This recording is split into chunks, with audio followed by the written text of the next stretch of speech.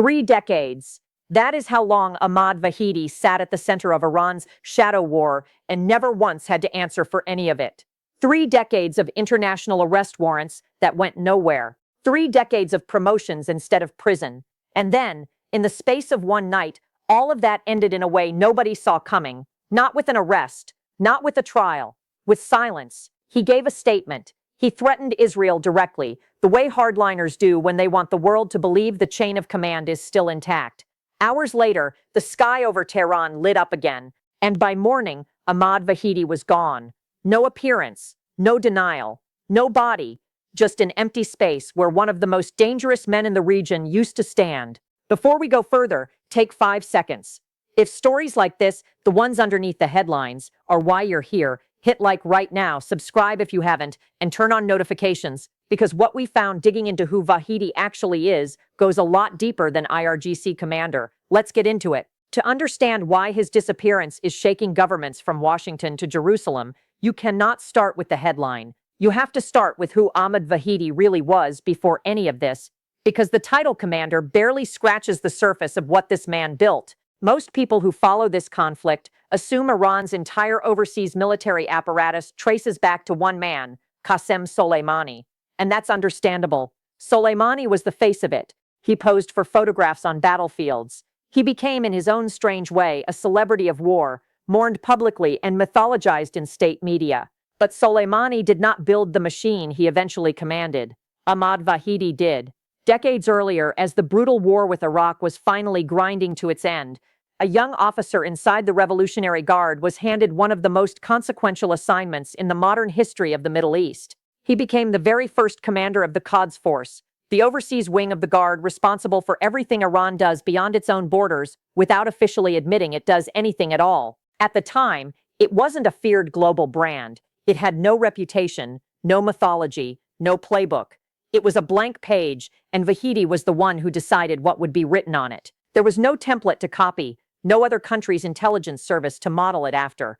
He had to choose, from nothing, what kind of organization this would become. A conventional military unit with visible ranks and a chain of command the rest of the world could map, or something deliberately blurred at the edges, something that resists definition, something nearly impossible to sanction because nobody can agree on where it begins and ends. He chose the second path, and that single decision is the reason analysts, 4 decades later, still cannot draw a clean organizational chart of how Iran actually projects power abroad. He recruited the first agents. He built the first relationships with militant groups across Lebanon and Iraq and beyond. He designed the doctrine, the founding philosophy that Iran should never fight its enemies directly when it could fight them through someone else instead.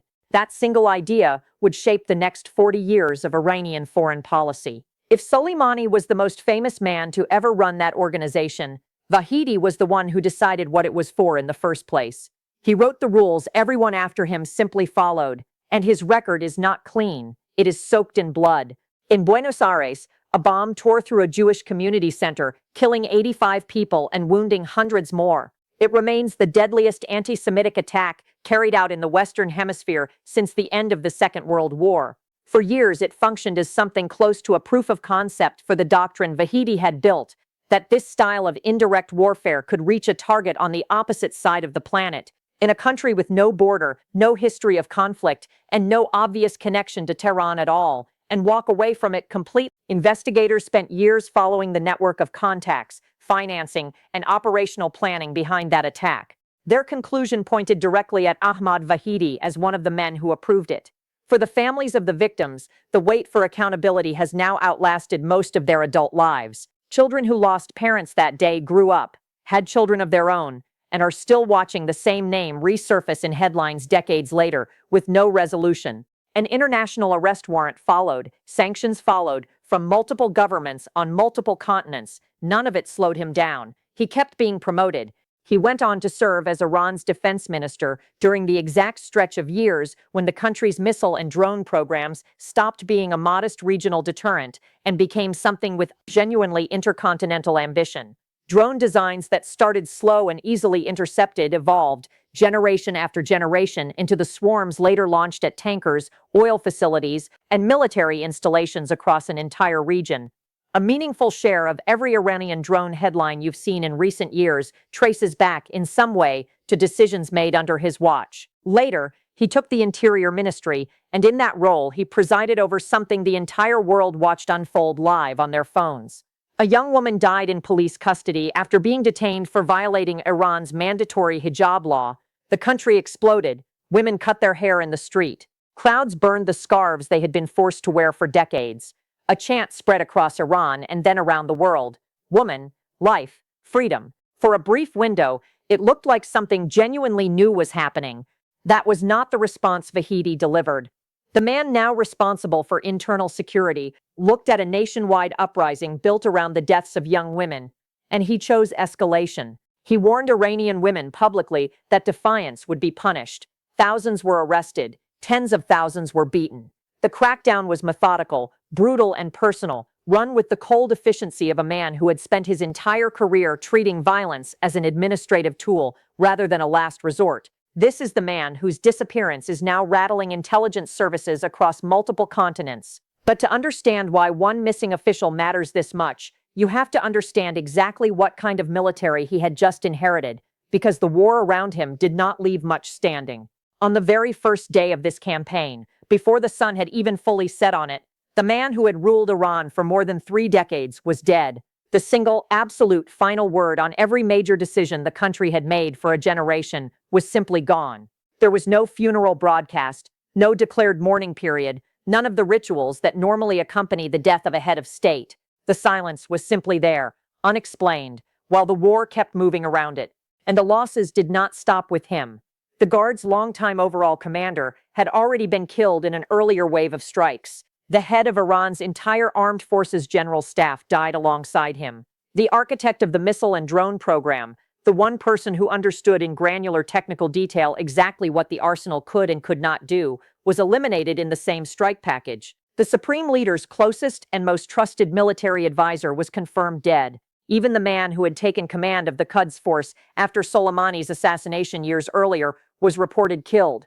Defense analyst Lester Hart described what followed as not the loss of personnel, but the loss of institutional memory at a scale modern militaries almost never experience inside a single month. He's right. These were not interchangeable officials. Each one held knowledge, relationships, and judgment built over decades that simply does not exist anywhere else in the system. More than 50 senior Iranian officials were killed across just a few weeks, 50 in weeks. And then the man who had assumed overall command after that first wave of losses was killed too. So Iran's leadership reached into what remained and pulled out Ahmad Vahidi. He did not get the job because he was the best option. He got it because almost everyone above him in the chain of command was already dead. What he inherited was not an army at full strength. It was an institution running on borrowed time. The division controlling Iran's missiles and drones had lost its commander, and his hurried replacement quickly came under internal criticism for reporting inaccurate operational numbers. That sounds like a paperwork issue. It is not. When the man overseeing your missile force cannot tell you how many missiles you actually have left, your entire strategic planning collapses from the inside out.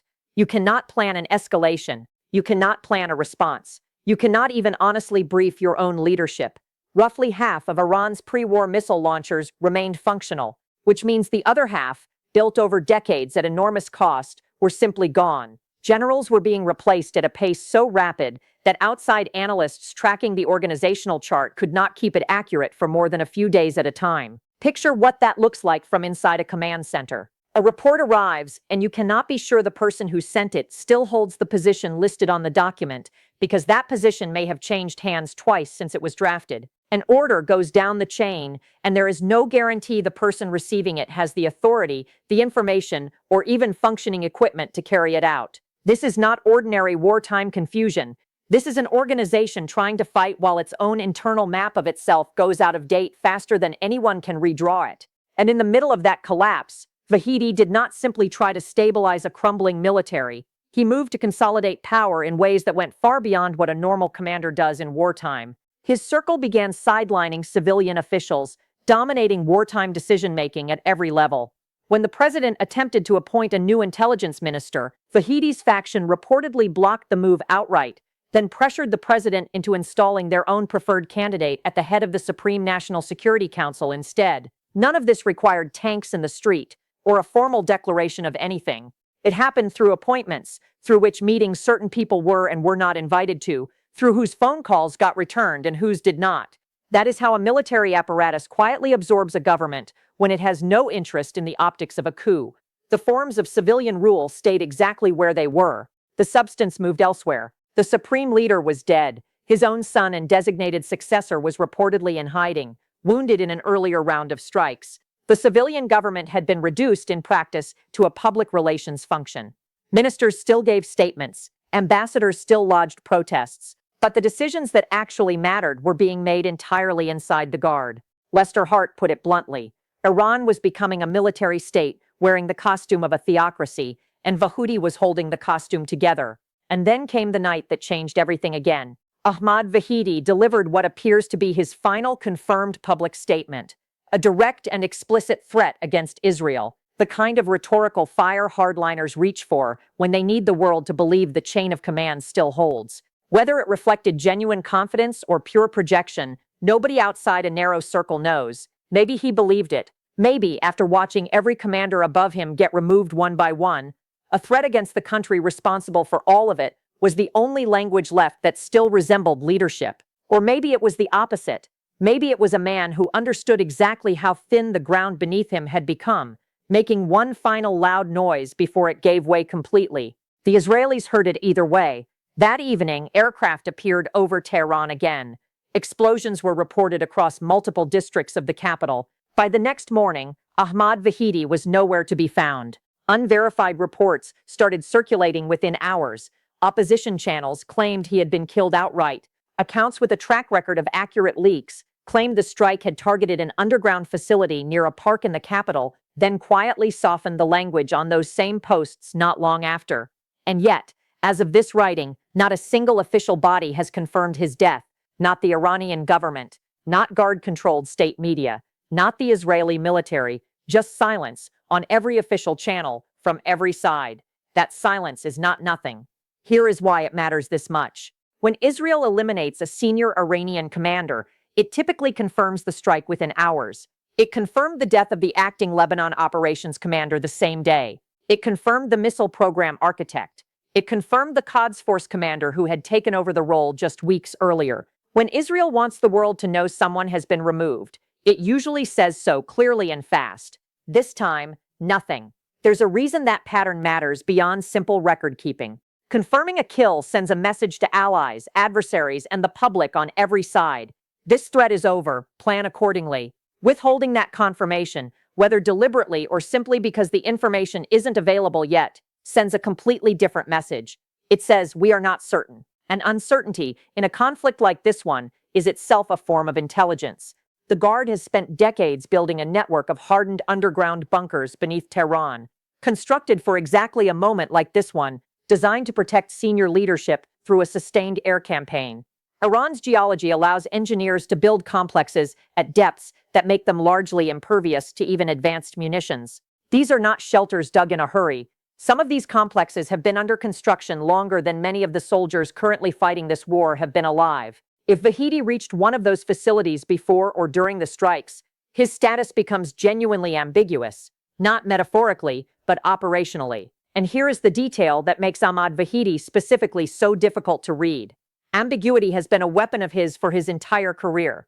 A man confirmed dead is a closed chapter. A man whose status is unknown is still, in some sense, present. Still a variable, still something every enemy intelligence service on Earth has to keep accounting for in every plan they draw up. Lester Hart called it the most dangerous possible outcome for everyone watching, because it removes the certainty both sides need to plan their next move. Step back and look at what this leadership collapse actually means at a structural level, because this is bigger than one man, however significant that man is. The Guard has now lost 3 overall commanders in under a year, each one removed before they could fully consolidate authority or rebuild trust with the commanders beneath them.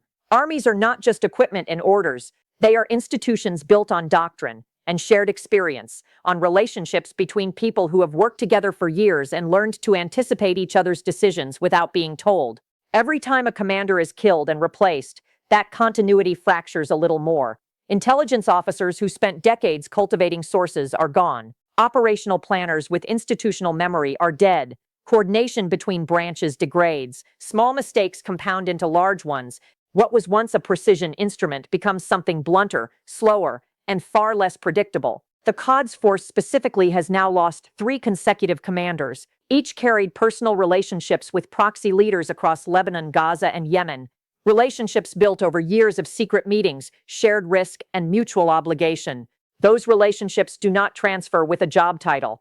When the person dies, the relationship dies with him, and whoever replaces him starts from nothing while the war is still going on. Every restart costs time. Every restart costs trust.